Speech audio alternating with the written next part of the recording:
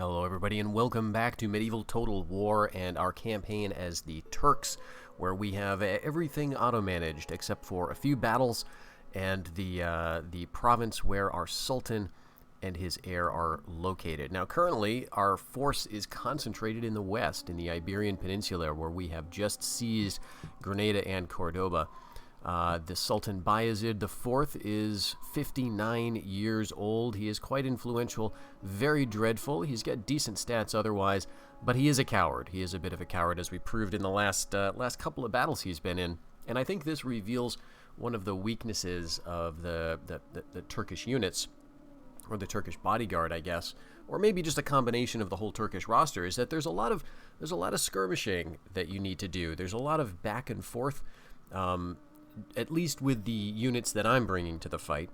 And so, unlike the Catholic armies, where it's typically do or die, right? You've got this sort of Western European, heavily armored knights, foot soldiers, a lot of melee focus. You're not going to be flitting away around at the fringes of the battlefield. You're not going to be doing a lot of hit and run. You do that stuff with the Turks, though, and as a result, you may have units that get out of place. And again, this may be down to my play style more than a weakness of the Turkish roster itself, but let's call it a difference from the rosters that I'm more used to playing. And I think the result of that has been that my Sultan has found himself relatively alone with few units nearby who can stand up to the melee that he sometimes finds himself involved in. And it's not just this particular Sultan, it's really anybody, right? It's any of my Sultans, any of my generals could find themselves in that position, because the Prince Aybek, the heir to the throne here, fantastic general, but if he finds himself in a battle with these forces, you're right, there's not going to be a lot of men standing on the front line. There's going to be a lot of horse archers, a lot of light units, a lot of foot archers, and his bodyguard unit is a horse archer as well. And in this game, if you skirmish too much, you can get some severe morale penalties to sort of avoid never-ending battles where cavalry archers just skirmish away the entire time and run out the clock. So I don't know that itself is what's causing the problems, but this certainly plays into it.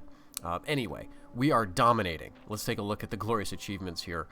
We are just blowing them all out of the water. We've got one last year to count points in terms of homelands and conquest. That's 1453. And if there's anything else that's going to come up between then, I'm honestly not sure. I don't think I've played a Turkish campaign to completion to the year 1453, maybe ever. And so we'll have to see if any other goals appear. I think Constantinople is going to show up here. It's going to show up in my homelands at some point. That's going to change. Maybe it'll be a separate goal here. So we'll give it a few years and see if that changes anything. In terms of what we want to do, we now have the choice because we've got the Sultan in Granada. We could choose to build something particular. And I think I will, since we've got a little bit of money, I'll go ahead and queue up some melee units. We want some of these decently armored Saracen infantry. We want some of the spearmen here. You know, again, a lot of this stuff is relatively light, but we do want to take advantage of it. And I think I will go with a mosque in Granada as well. Not much point building a port here, I guess, because we don't have any trade income, and we get a lot of ships currently, so that's going great. In Cordoba, we could decide to build here as well, because we're allowing the crown prince, and the Sultan to decide the build orders and the training orders in provinces where they are currently located. So for Cordoba, I think we're going to want to go with the port and get the trading online. We've already got a merchant built, so it's just a matter of building a port, literally. That'll be it. And then we may want to go ahead and build shipbuilding facilities. But in terms of Spain, we've put them through multiple civil wars. And the public order for us in our provinces here is looking fantastic. I don't feel the need to push them at this point, because we have basically only got Cordoba to worry about. Granada is totally fine as it is. We could empty it, theoretically, because in terms of land borders, no one can touch it, right? They need to take Cordoba or Morocco first. But I think I do want to keep some units here just as backup, because we do have all these Italian ships. Right? The Italians are not a very strong power, But, and in fact, they may only have like 1 or 2 provinces, but they may do some crazy stuff, right? They may try to sink our ships. They've got a lot of fleets in the west, actually. And so they may cause some trouble, and I don't want a sort of unexpected naval invasion like we used to suffer around Greece and Serbia to start causing us problems in the west. That could be a big problem. We also have a couple of crusades, theoretically, aimed at us. This one is the larger one, 541 men, Spanish crusade, headed towards Constantinople. I guess it could head down into Croatia, right? We would outnumber them there, so I think it might be useful to move some of these troops. Yeah, we'll just do that. And we basically command the Mediterranean at this point. There are a few ships that are not owned by us. There's like 1 Byzantine ship or 2. There's a papal fleet, and there's some Italians. But for the most part, we're in a very good position. But the reason I'm not eager to necessarily destroy this crusade is because to do that, I would have to take Navarre. I think this is where it's coming out of, the chapter house here. Yeah, there's no other chapter houses. That's just a monastery. That's not where you make crusades. So it would be, I'd have to take Navarre. Now, I could go through and destroy that. But this crusade, I don't think is a problem, right? I think we can handle it, and so we'll just sit tight. With regard to our second place contester in the Glorious Achievements points game, that's Russia. And so far, I think we've got them basically where we want them. Right, Byzantine emperors died, but they're still alive as a faction. We could, if it looks like they're gaining the upper hand, we could move forces in to really end the threat of Russia, but I don't think we'll need to do that. All right, and these are all the buildings that my lords are deciding to build, because again, we're having the AI make those decisions. We're getting a lot of traits here. A lot of these are the negative end game traits like exclusive trader. But actually, a lot of these are good, so that's pretty good. Envy is bad, though. Let's take a look at who's got envy. Ooh, -3 loyalty. All right, +2 dread, -3 loyalty. So +2 dread and negative loyalty is very bad. But this guy, look at this guy. He's fantastically loyal.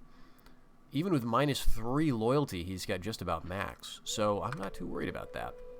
Now, when the Sultan dies, loyalty may take a dive because the new Sultan may not have as high influence.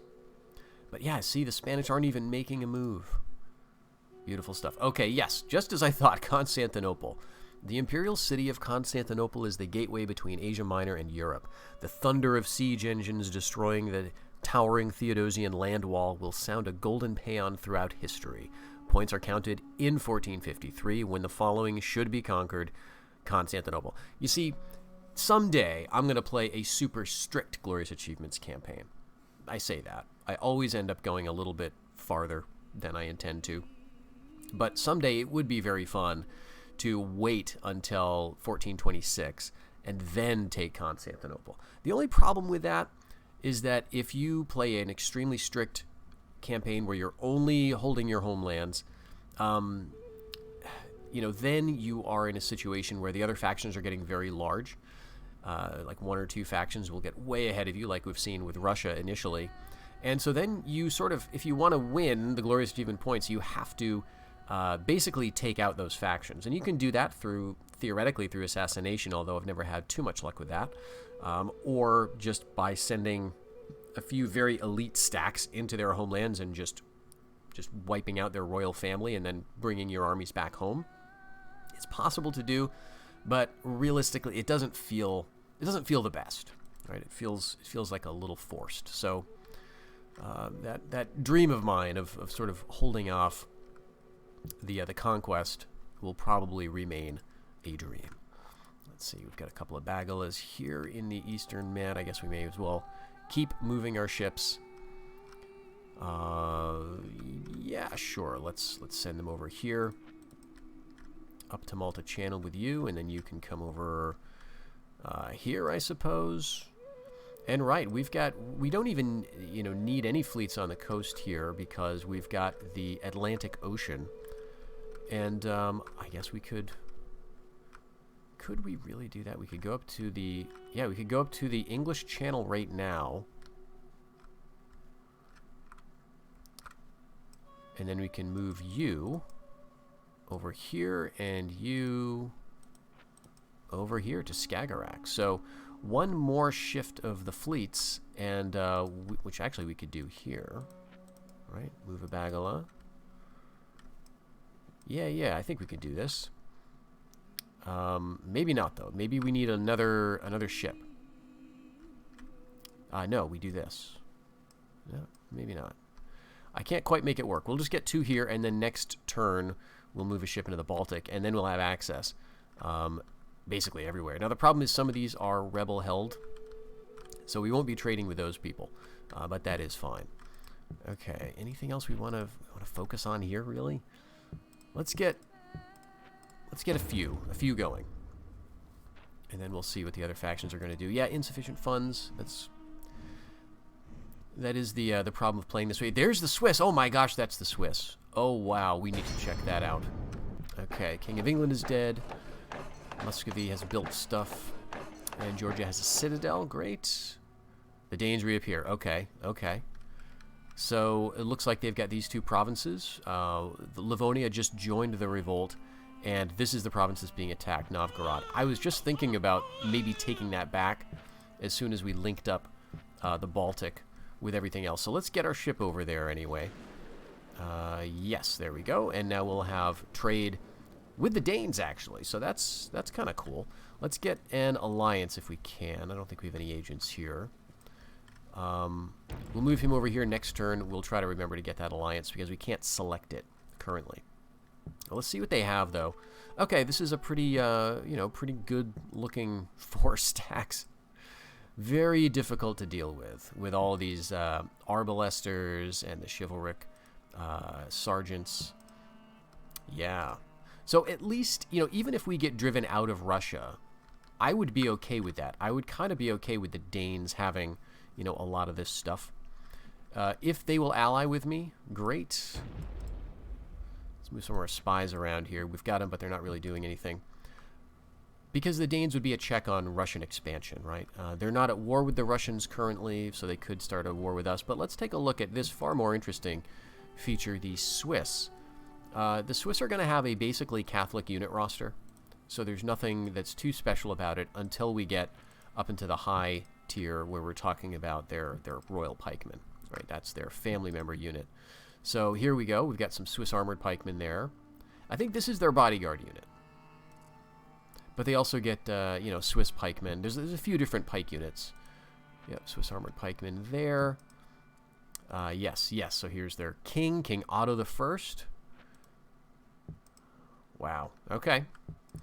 So they're doing great. The English just had a succession. The English are doing fairly well in terms of points, for what's left on the board at this point. But I don't know that they'll be able to really become a threat because they've got the Swiss to deal with. So let's keep moving around with our alims. Let's see, we've got an agent here. Let's go to Milan, and then we'll move up to see where the Swiss are located. I guess we don't need this emissary here, and we probably don't need this alim here because the Poles are just not super relevant anymore. All right, so I guess you'll go to Franconia. Yeah, we'll both go to Franconia, and actually I'll send you to Switzerland, and that'll be fine. So I'm happy for the Swiss to take over Central Europe because the Germans are shockingly still alive. Whoa. Did they just attack Northumbria with their king? Wow. Okay, so the Danes are going to take Novgorod. That'll be pretty easy. We're the richest. Holy Roman Emperor has died from an illness. A new emperor has been elected to lead the Germans, but look at that. So he's now dead, and I'm wondering if he has any other units with him. It looks like that is a pretty empty little stack there. So this may be an empty German Northumbria we're going to come back to when the turn is over here. Okay, yeah, not a lot going on. Family favorites, this is all bad stuff, right? Hedonist is bad, but we've seen that since the beginning of the campaign. Poor steward, he just hates farming. That's bad for happiness and farming income. Informal merchant is also bad. My gosh. Family favorites. These are just various flavor ways of saying you're doing too well in the game and we want you to stop it. Okay, so we do have a king here. The German Holy Roman Emperor is still alive in Northumbria, and is he at war? Yes, he is at war with the English, just as we are, and they're our allies, so good for them. So they've got Saxony, and that's how they managed to get across. The English have basically no ships. They have no ships that I can see. Wow. So also notice this. We are now trading basically everywhere that we can. And we're not making a whole lot of money. We're making 4,000 this turn. That is really sad. And the reason for it is that we're just training troops everywhere because we have our local lords who are set to do whatever they want, just building whatever they feel like. So every single turn, just about, they're going to train something, right? So that's why we've got all these cannons in Rum. That's why we've got all these archers and peasants over here. It's just whatever. The AI just trains whatever it likes.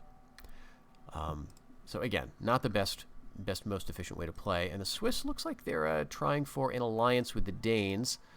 All right. I would like to try that as well. The Swiss are at war with nobody. But they won't ally with us because we're at war with the Spanish, who are an ally of theirs. So, yeah. If they get an alliance with the Danes, that could solidify the Danes sort of against us, I guess. Again, that wouldn't be the end of the world. But either way. Okay, that crusade over here is just stagnating. It's down to under 400 men. It was over 500 when we started this this session. So not a problem there. Okay, Milan is where the Italians are hanging out. Let's see if they own Tyrolia. And my gosh, the Swiss are strong. Wow. All right, I think I want you to go to Bavaria, actually. You can go to Swabia. Yeah, insufficient funds. We should be incredibly wealthy, but it's because of the AI just mismanaging our income. We're not even doing the sort of the newcomer mistake of conquering all of the rich trade land. You know, like we've got, yes, we have all of like the rich stuff in the Middle East, but there's a lot of AI ports still in play. And we're not at war with that many factions, I don't think. Let me actually take a look at that.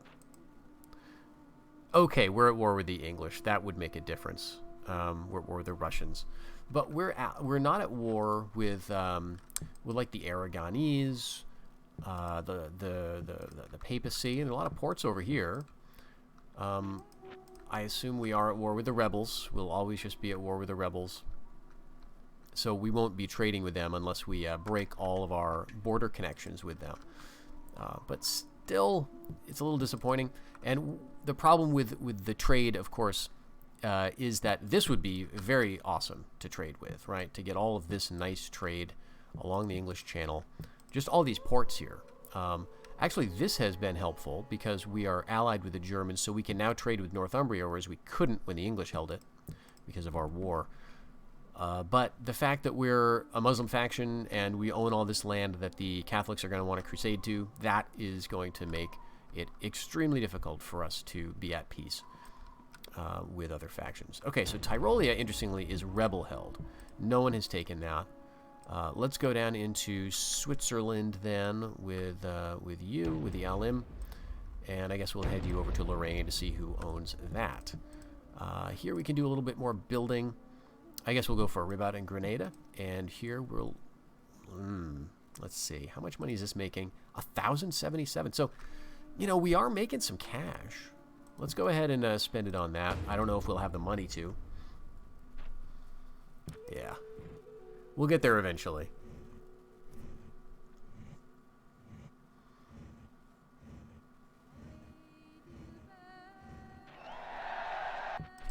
Yes, technologically excellent. And, oh, this is a bad sign. The Danes are angry with us. It's only his good mood that day that allowed our emissary to leave, or our Alim to leave, with his head still attached to his neck.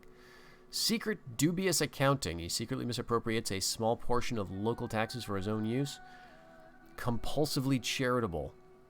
Yeah, these are all basically the same thing. Minus trade, minus farming, minus happiness.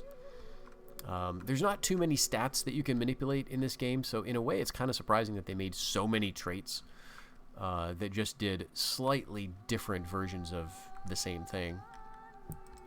You know, I don't mind that. It's just there could be a few more variables, right? I guess mining income is a separate thing, right? So they could theoretically have tweaked that, but they chose not to. So we'll see now what the Danes are going to do. Again, I don't know that I really feel like defending northern Russia. Okay, we lost the Dow there. We'll need to replace it. Okay, so we should have some spares. Yeah, we've got one right here. I'll actually take the Bagala, and then we'll do that. So if the Danes want to be a problem, they certainly could. They've failed to take Finland, interestingly enough. Okay, so they're not quite as threatening as I thought. They can still hurt us, right? But we are training some very interesting units. It might be worth getting the air over there in a little while, but I think we'll wait until Bayezid IV dies. We'll see who the new, obviously the new Sultan is going to be Aybek, but we'll see who the new heir apparent will be. And then we'll move him somewhere else because we don't need him in Spain, I think. Spain's going to be a fairly quiet front. There goes the Pope up into Venice. I hope they take it. Oh, interesting. The Aragonese. Okay, that could be bad for us.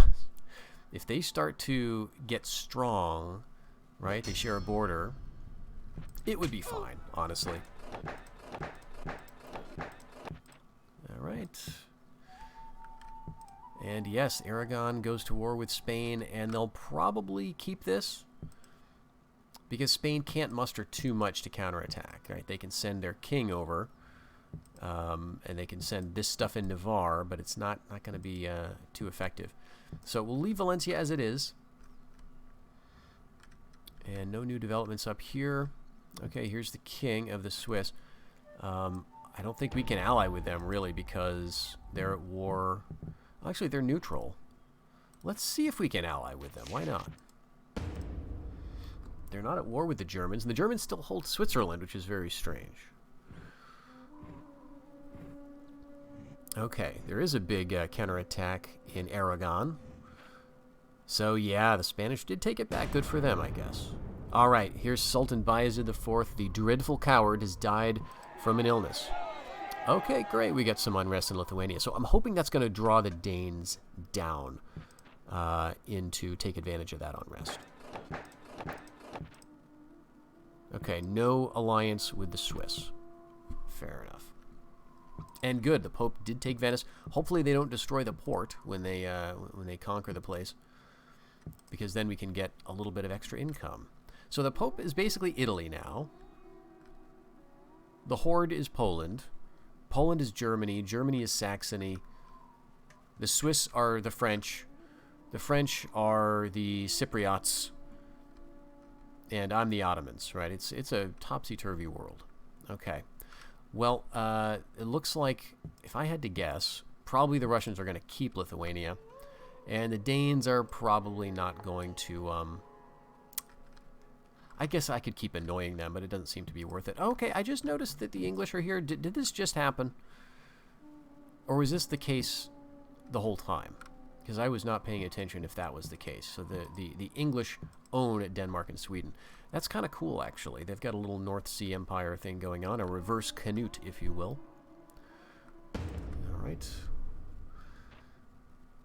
Yes, insufficient funds. 20 years. We're at the 20-turn mark. And the Russians going into Poland with a tiny force, going into Pomerania.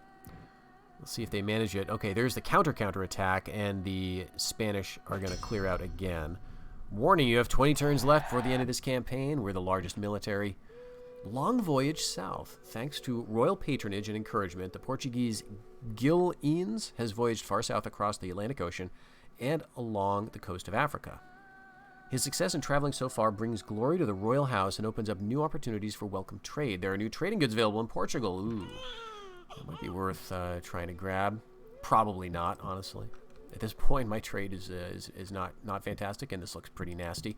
But the failure of the Spanish to take Aragon has resulted in yet another civil war. So I see either the English or the Aragonese monopolizing on this pretty quickly. I don't think the rebels are going to take anything. Maybe Navarre. And maybe Castile if this Spanish king tries again to retake Aragon, but I don't think he will. Look at this, 0 influence. All right, so our new Sultan.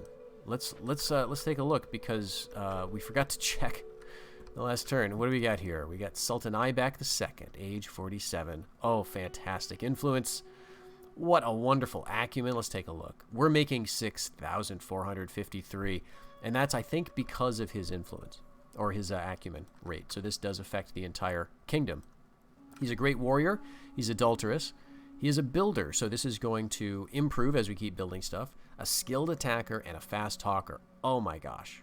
This is all, I mean, with the exception of adultery, this is all great stuff. Piety, again, is the least important stat, I think. So we've got him in Constantinople with not a very fantastic force. You'll notice the loyalty of some of these guys looks a little lower. Oh my word. Okay, so we're going to have to manage this.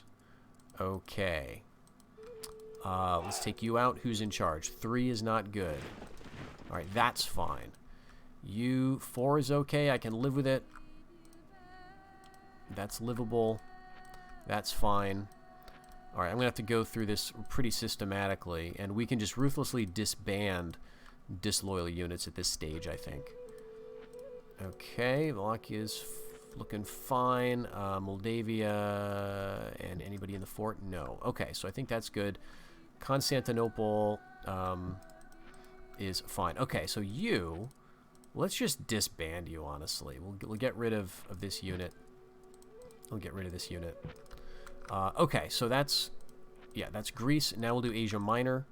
Looking for disloyal generals. Anything like 3 or lower is what you want to watch for. So much right-clicking. Okay. And there's not like an easy way to just go through all of them, I guess. There may be, actually. There's my military button, which I never use. And this gives me the rank. And it doesn't bring up their stats. Okay, well that's... Okay, how about this? No. So there's no way to just quickly click. Okay, let's do Russia then. I'm worried about these guys. Okay, the high star guys are actually quite loyal, which is nice. And it's the low account guys that are feeling unhappy. That's good because the high star guys, high command, high dread, low loyalty, that is a recipe for a rebellion. And I would very much like to avoid a rebellion in the last few years of the campaign here, because a civil war now would be a total disaster, and I would need to scramble to make up any losses. Let's see, you're there. Yep, you're no good. Disband you. Okay, we need to get stuff like Magnificent Builder, I think. Yeah, 4 is okay. And we need to work on those loyalty stats. So, you are looking good. Okay, so not so bad, although I don't like that. All right, yes, we'll get rid of this peasant unit. And I'm not taking guys out of forts because the AI will train units, and I don't know exactly when or where they're going to be trained, and they'll always appear in the fort if there's space. So you may as well just leave them there and hope that the high loyalty guy is going to take the lordship. Okay, but this is a problem here. We've got a 3-star. He's the Count of Tripoli. He's pretty loyal. I'll leave him there. Prince Orhan is here. Emir Ghazi. Okay, that's good. We've got a high star guy who can be in charge of this stack. And let's see. So you're not great. You are, though. I can use you to sort of take over if needed. Okay, but everything there is looking good. And in Cordoba, great. Okay, so I think we're good. The other thing that we will need to watch for is our fleets, just to make sure that we stay connected. Now, there is continuous land connections anyway, so I don't think it matters quite so much, but it's still probably a good idea to make sure that your fleets connect your realm, right? And that there's not a gap in coverage, because that can lead your armies to be isolated. If there is a rebellion, like, say, in Cyrenacia, now all of my western holdings are isolated and cut off. But as long as there's a fleet connection there, then we're good. So let's find the heir. That's Prince Osman, and he is here. Okay, which one are you? Are you the leader of the stack? No. Wait, what? Prince Osman. Okay, so you're not the leader of the stack. That's Emir Ghazi. Okay, Osman. Ooh, you're the heir, and you've only got 3 stars. That's too bad. So this is, as per the rules of the sort of Ottoman Empire, Otto-managed empire, the Sultan can fight in battles rather than auto-resolving, and he can decide what buildings to build when he's in a province. And I also recently extended that, thanks to your feedback, to extend to the prince, the one prince who is in charge.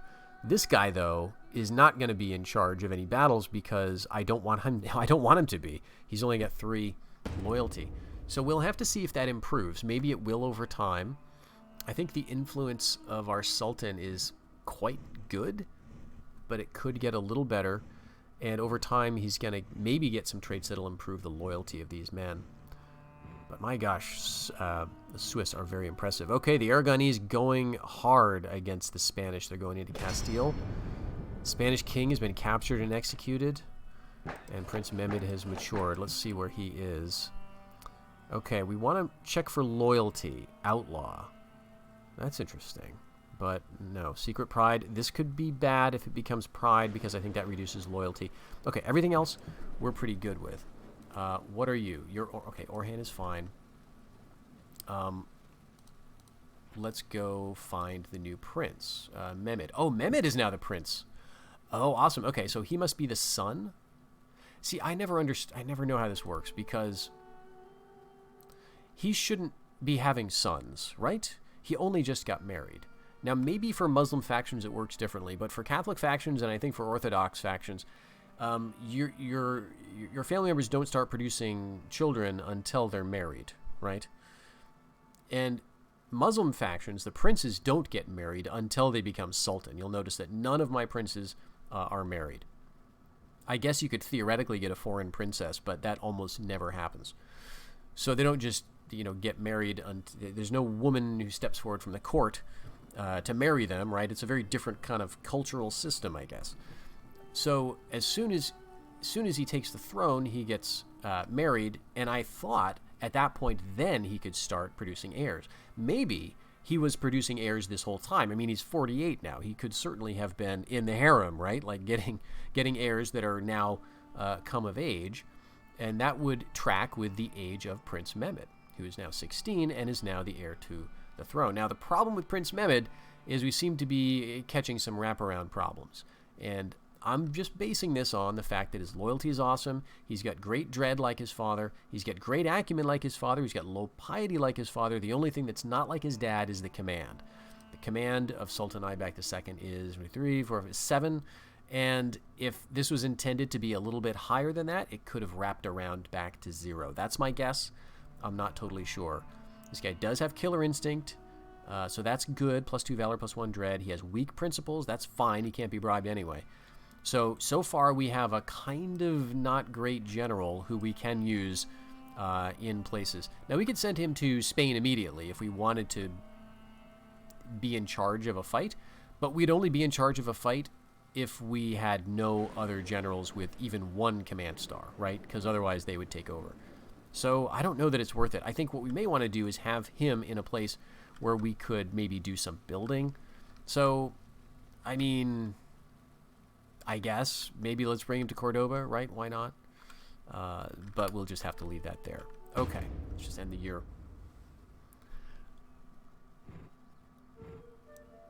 Oh no, okay. The Horde is trying something. Very interesting. I'm a little concerned that at the end of the campaign here, it's the last 15 turns, and we're seeing the AI start to get aggressive now. Khan Monki the First. This is not just anyone. It is the Khan with a bunch of royal family members, Mongol heavy cavalry units, And we outnumber them quite a bit. Amir Ghazi will have to auto-calc this one. And I think we're in a, I don't know, maybe a pretty good position. Let's see. Automatically resolve the defense. We win. Okay, I was not too sure about that. But we did get some capture. Another example of unrest in Lithuania. Good news. The Pope asks for support in the form of crusades against my faction. The game is really throwing it all in here in the end. The princely merchant. Jacques Coeur, the merchant, banker to many in royal circles, a master of the mint and advisor to kings, has done much to improve trade in France. His wise counsel and clever schemes have increased the general wealth to the benefit of many, and the King of France's acumen is also increased. My God, this is amazing. I never see these things, because I never play to the bitter end. Actually, I guess I didn't I, with the Holy Roman Empire campaign, but I don't remember that coming up. Okay, so now Poland is not allied with us. Well, who cares? They're not even anywhere nearby. But the Italians, that could be a problem. We lost the alliance with them. They could start attacking. Honestly, if they do, the biggest problem is going to be ships. I don't even think they could muster an invasion, even overseas, if they wanted to, but they could disrupt our trade and, I guess, leave it open for other factions to hit us. So let's see. The Spanish Crusade is now gone because they haven't lost the chapter house. Okay, the chapter house is there, but they've lost ownership of it, so I guess that removes the crusade. Okay, that's fine. Are we allied with Aragon? We could be now. Let's see.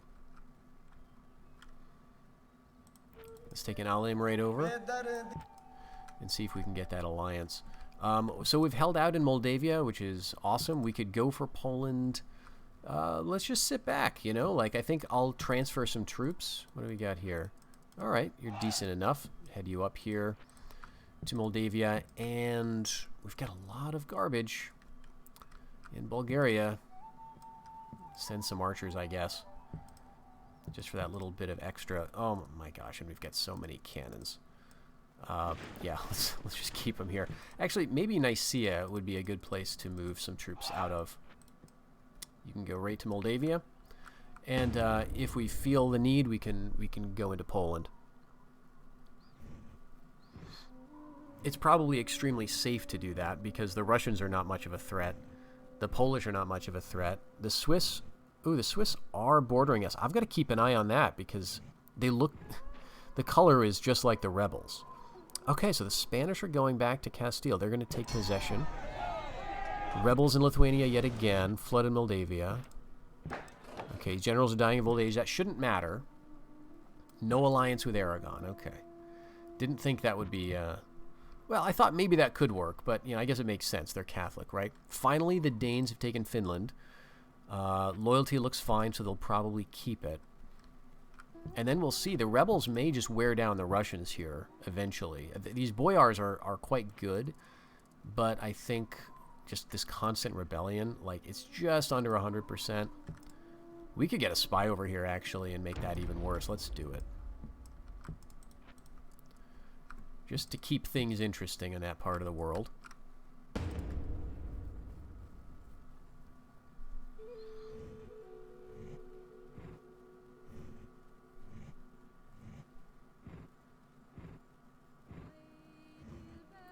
I'm a little concerned about the Pope now. They're not, you know, they haven't attacked us. Okay, the Russians are mobilizing for the Polish for next year. That's like such small account, right? They're just going to move into Pomerania again and probably fail to take it. All right, we've got our master merchant, Constantinople, family favorite. So nothing affecting loyalty except this. Selim al-Mutasim is loyal. That's nice. Avarice doesn't affect loyalty. Does affect provincial happiness, but I don't think that's going to have much of an impact because we've just got so many troops. We've got a massive military. Okay, so Iberian Peninsula, chaotic. That's the way I want it. I don't want a super strong Aragon, especially if they don't want to play nice and ally. Central Europe, though, a little threatening because if the Swiss start moving into Hungary, we would be facing some very, very worrisome troops, all these pikes. I mean, on the other hand, you could argue that we are one of the factions that could deal with that because we got a lot of archers, you know, very heavy archer focus.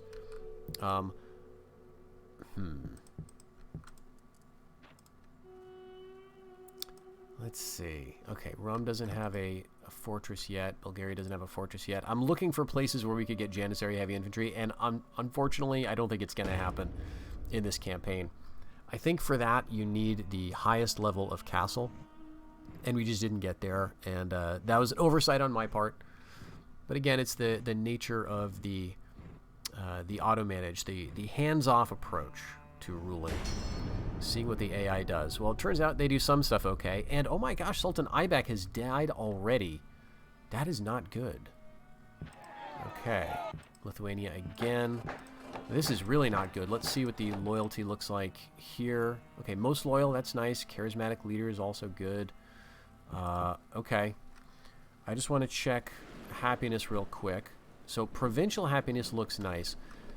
Let's just do a quick loyalty scan. Okay, nothing looks too terribly different. So I don't know that I'm going to bother to go through every last little thing. It'll be kind of true to life in a way if we get surprised by a civil war, right? That's the way you kind of want it. So let's check out our new Sultan who stinks. Sultan Mehmet I, 20 years old. I mean, his influence is fine, but this is really unfortunate that this is the gene pool that is going to be handing on to the next generation. Let's see who the new prince is, and he doesn't even come of age. Prince Bayezid, only 13. All right, we're at a fairly precarious moment here. Let's check these sons of the family. Okay, they're actually fine. Okay, I was a little worried that they would be extremely disloyal because they missed their chance. Like these royal uncles, right? When their older brother dies or whatever, and they no longer have any pathway to rule. Sometimes you got to watch for dips in loyalty there. But I think we're fine. All right, so we've got 2 more years, then we'll have an heir, and we can see what he looks like. And he may be not very good. It seems... Okay, there's the Danish attack. Let's see if it comes in enough time for them to do anything substantial. Looks like the... Okay, so the papacy is moving inland to Tyrolia, I think. And Smolensk. Wow, okay, so they're coming pretty aggressively here. All right, well, there's nothing we could do other than fight this or retreat. I guess we may as well automatically resolve. Emir Al-Aziz, we're going to lose that one. We're going to lose Smolensk, and they're going to demand a ransom. I'm not going to pay that. I don't want a bunch of disloyal ransomed jerks. So, more chaos in Lithuania. That's good for us. The papacy is the happiest faction. So they did move into Tyrolia. I'm guessing they will take it. All right, famine in Georgia. That's fine. Got another son. And the Holy Roman Empire dropped its alliance with us. Doesn't really matter. Okay, Gambler is pretty bad. Secret Blackmailer is bad because that can turn into Blackmailer, which is like -3 or -6. Ambitious is bad. Okay, that's -1 loyalty, and his was around 4 or 5. So we got to go back to Grenada right off and see what you're looking like. Okay, that's actually fine because you're also most loyal. So you can be a little ambitious. That's fine. All right, Switzerland is really taken over, but they haven't taken Austria. As long as they don't have that, I'm feeling pretty secure. And now we've got Denmark to kind of worry about. So let's do this. We haven't conquered anywhere in a while, and the new Sultan, I think, needs to get some street cred. So we'll send... let's keep one good general here. We'll keep Emir al-Alai, and we'll send Emir Abu Bakr. Bakr. And we'll send him under that stack and just see what happens. They may move some troops back into Novgorod, but I think that'll be okay. You know, let's see if we can get a ceasefire. Oh, that's a spy. Okay. Let's then get our Alim and try that again. And this spy is probably getting some nice experience because, yeah, we're just getting rebellion after rebellion in Lithuania. All right, we should get a son, if not this turn, then the next. Okay, they're moving back into Novgorod, so we'll withdraw. All right, the Pope is still not moving against us directly, and no one has answered the crusade call, right? Okay, so we're invading. Ooh. We are outnumbered by about 200 men, but we outcommand them quite heftily. Heftily? Let's try it. Automatically resolve the attack, and we do pull that one off, losing a couple hundred. So screw you, Danes. Okay, the Spanish are attempting to go for Valencia, but pulling out. So unfortunately, there was a substantial rebel force here earlier, but that has now gone. And now that we're at war with the Danes, I'm guessing that's who is attacking us.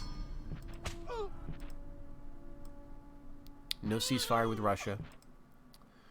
Okay, secret envy. Ooh, -2 loyalty. Okay.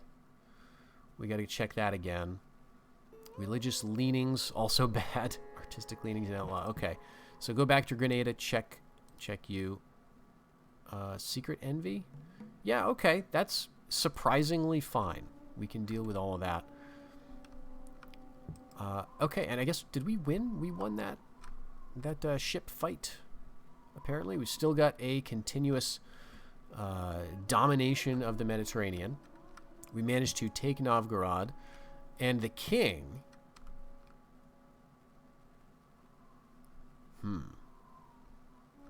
Should we go for it? That is a good question. Should we just press on? I don't think he could retreat anywhere. We don't have a lot of men, but let's do it. Let's be really aggressive, and I know this is probably not a good move, but let's just move straight over to there, and probably they're going to actually attack from there, so we may not get the chance to be the attacker. All right, but Novgorod is sallying. They may just... I think they're going to depart out of Finland into Novgorod. No, okay, they're going to stand and fight. We do outnumber them. All right. Conquered Finland. They're under siege. The king should be in that castle, right? Okay, but they invade Muscovy. And the only reason this is important is to keep it out of the hands of the Russians, because this is the only homeland they have currently. So we've got to auto-calc this too. I think we're going to be okay. We outnumber them. And we did get the king. There's another 10,000 into the treasury there. The king's ransom, King Harnikanud II. All right. Prince Bayezid is mature. Beautiful. All right, I forgot to check the traits, but just clicking too fast. Let's see where Bayezid is. 16. Okay. You see, he's a lot like his dad, except that he's got a little bit better command. So I think this is the way the game seems to work. One thing that people have thought that influence impacts is the inheritability of the heir's traits. And again, I'm not totally sure how this all works, but this is kind of nice. He's got 1 star at least. Let's move him. Geez, should we bother? It kind of feels like maybe we should move him up here. He can at least get a little bit of experience. Maybe we can move him up towards here, and if we lose like a good general, we can use him for that. So let's maybe vacate Ryazan, because I'm a little concerned about losing that, and in turn we'll vacate Muscovy and just see what the Danes do here. They may try to counterattack. But yes, here's Hardicanute, been ransomed, so I don't think he'll be able to move out of here. Interesting to see if the Danes are going to try to relieve Finland or not. Looks like they maybe did. Okay, still no action from the papacy. And here their move is, yes, they did bring some supporting troops. So, unfortunately... Oh, we did win it. Okay. All right, and they vacate Novgorod, so we take it over completely because the king is left behind after having been ransomed. And we still own Finland. All right, so that worked out for us pretty well. Ambitious, so we'll check him out. And we got Blackmailer, -3 loyalty. Okay, so let's check that one out. That's actually not too bad. And Ambitious was on, I think, you. That's actually fine. Okay, because we're conquering, I think we can absorb these kinds of losses. We could wipe out the Danes, and, you know, that might be nice to do. Russia's no longer nearby, really. So, I mean, yes, they could move towards Muscovy or Ryazan, but they don't really have a lot of men. So I think I'll leave this the way it is currently, and let's go right over... Actually, I don't think we have the men to do this. Let's sit here in Novgorod. We'll train some troops eventually, and then we'll have enough strength to take them on. Okay, insufficient funds. How did we spend all of that money all of a sudden? My gosh. I mean, we've got all the provinces in the world, so every governor in every one of these provinces is seeing that treasury and snatching up. So unrest in Chernigov, our spies doing work there. That's great because this will keep them on their back foot, so they won't be feeling strong enough to strike out at any of these neighboring provinces. All right, so the Pope has been elected. A new Pope has been elected, and no excommunications. I wonder if that means the call to crusades is no longer valid. I think it does. All right. Danish spies moving through Novgorod. Administratively greedy. Okay. I think all those traits are just fine. Yeah, Finland, though. Very low. Okay, so this is it's a public order issue now, and I should have a spy moved over somewhere. Where are all my spies at? I guess I don't need you down here anymore, so we can get you up here in a couple of turns, but it may not be enough time.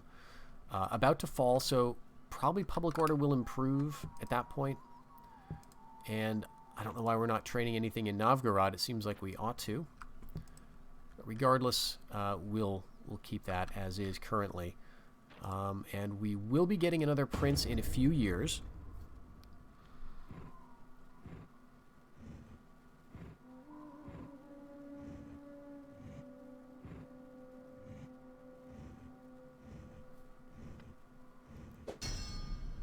Pope, yep, they call for support again.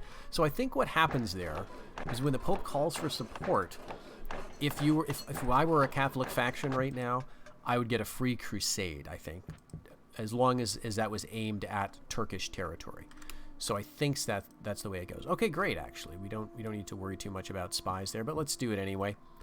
And hopefully we start training some garrison troops that we can send north.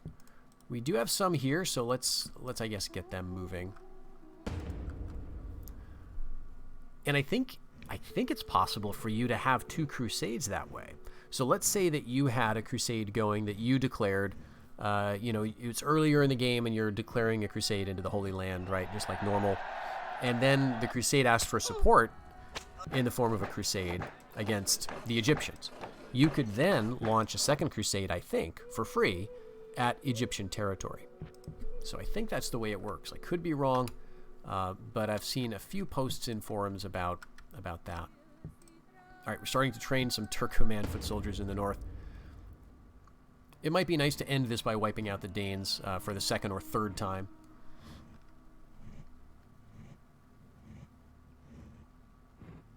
But yeah, the Pope really doesn't like us, but they don't feel strong enough to hit us in Croatia, which is interesting because I really think they could. I think they could deal with it. Let's just check the stats. Oh, the Russians are very close. I think, I don't know, like, how many points are they getting? Okay, so it's not too many. It's like 8, 10, I guess. So they could be at 98, and if I lose all of my homelands, I would still be winning, as long as they didn't gain a bunch of territory. So I think I'm just going to keep going along here. Let's see, you were going up through on your way to... let's send you over here, actually. We need to get some garrison in Novgorod and then hit the Danish in Livonia. Okay, there's the Swiss making their move into Austria, which is really interesting and concerning. Okay, so we've got... Is this another civil war? Or an invasion? I did not notice. Russian Grand Prince has died from an illness.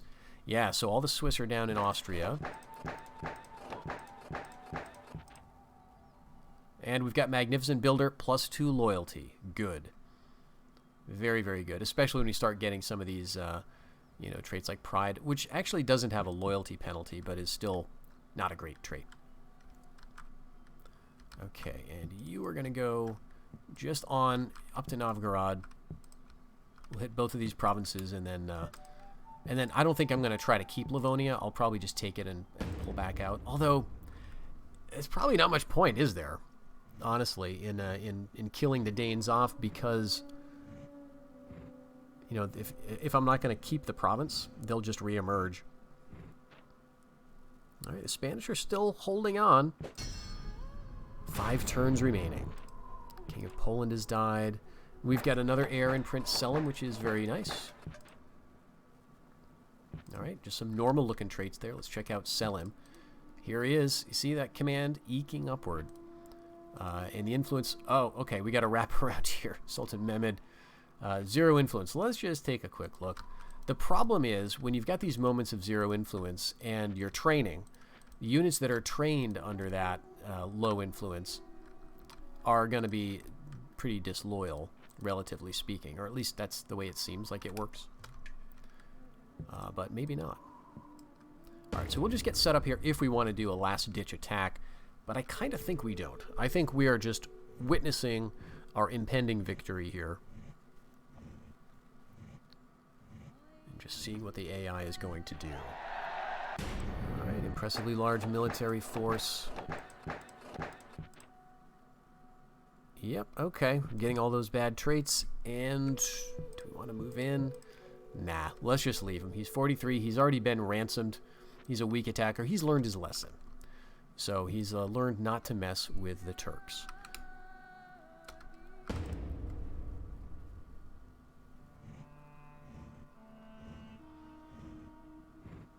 And it looks like the Swiss have taken Austria. I think that's no longer under siege. It's flying their flag, I believe. It is kind of hard to tell. Alright, another son. So we've got lots of heirs on the way, 2 that are currently of age. So if there was ever any concern, we would be just fine. But I think we're quite good. Even if we were to suddenly be attacked in Constantinople. I'm really curious. We've got a couple of turns left. See what the AI is going to do. Are they going to throw Aragon at me, right? Are they going to... Is England going to, you know, who knows, start sinking ships or something? Not that they really can.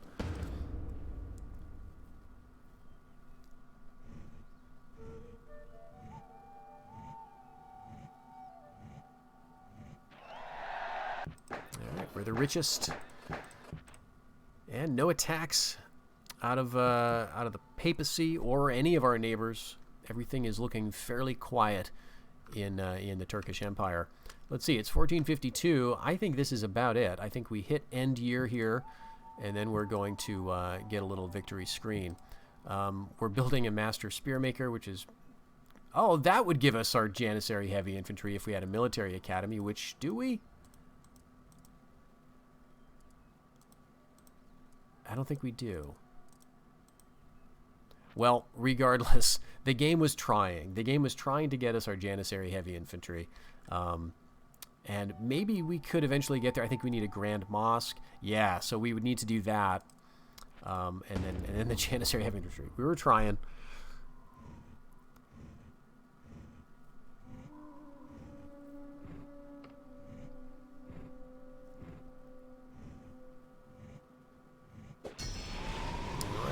Bagalo is sunk in Skagerrak. That's going to mess up my Baltic trade.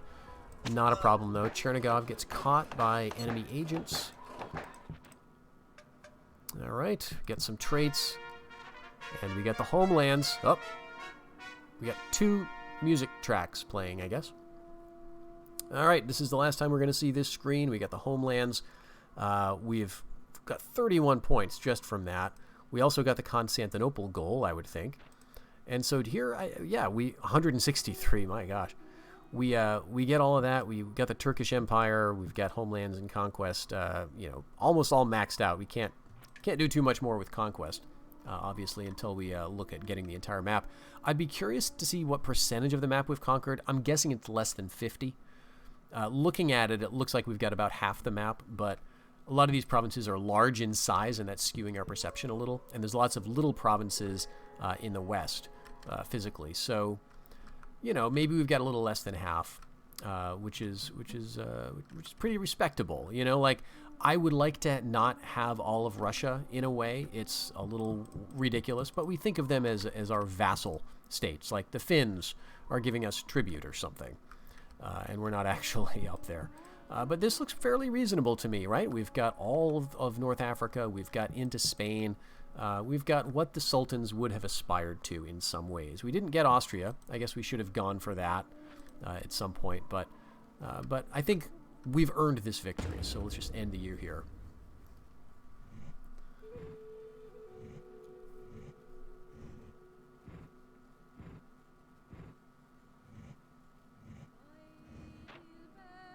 All right, victory. And I don't think I've ever seen this victory screen, so just appreciating the nice art that this game has. The year is 1453, and the time has come to assess the glory of your realm.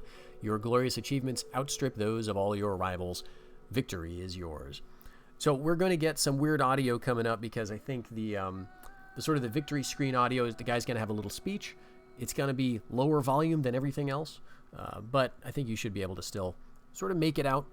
Just to let you know what's coming up.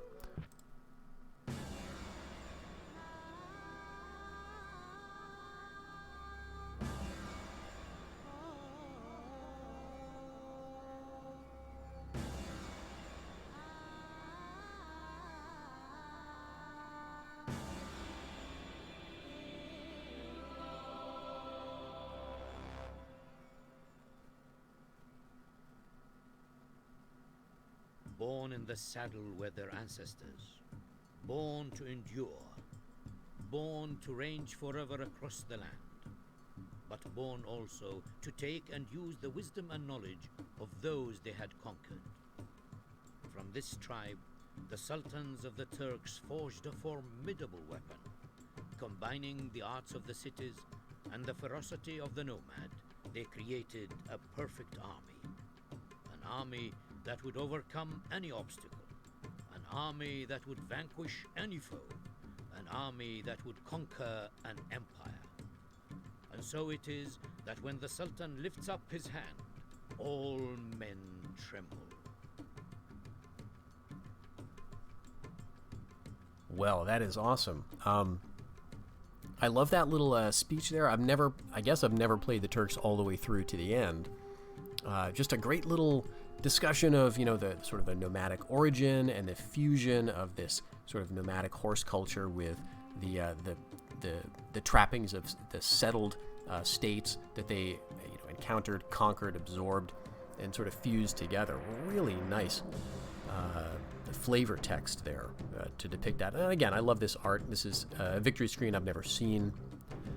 Just the decorations here, the sort of the kneeling. I guess these would be Western ambassadors, right? Maybe monks, or it looks like one of those guys is wearing a sword though, so it might just be emissaries from Western courts. But yeah, this game does a really good job at this sort of thing, giving you a little taste. It would be great, in my opinion, if they did a little bit more of this sort of thing. If there were some way to get a bit more of this flavor, a bit more of this sort of art style in the game more consistently somehow. They do it a little bit with the Glorious Achievements mode, which is one of the reasons I like playing that. But a little bit more of those touches would go a long way, I think. But regardless, I've very much enjoyed this campaign. So doing auto-manage everything is certainly not the ideal way to play, right? I would not want to play a lot of campaigns like this, but it's fun every now and then to see how it works. And it works fairly well. The AI is going to prioritize troop training in a fairly reasonable way, and it's going to build things up also in a somewhat reasonable way. Like, yes, you will get these moments where it seems like they're building nothing but catapults. But for the most part, if you allow yourself to mix and match units, like I think you have to, and give yourself a few house rules, like, okay, where the Sultan can fight, the heir can fight, this can be an interesting way to mix things up because you feel like you're not in charge of everything, right? You're not totally controlling every aspect of the game. And especially if you've played Medieval forever, it can feel a little bit samey after a while. You feel like, okay, if I can do my usual tricks, then I know exactly how to deal with these scenarios. So I like finding ways to restrict myself and to make it a bit more of a challenge. And so this has been a fun, kind of eye-opening way to see how that works. Auto-resolve is more powerful than I expected, so that's one lesson to learn. I'm typically very hesitant to auto-resolve battles, and I think I probably won a lot of battles on the autocalc that I would have lost had I played them out in person.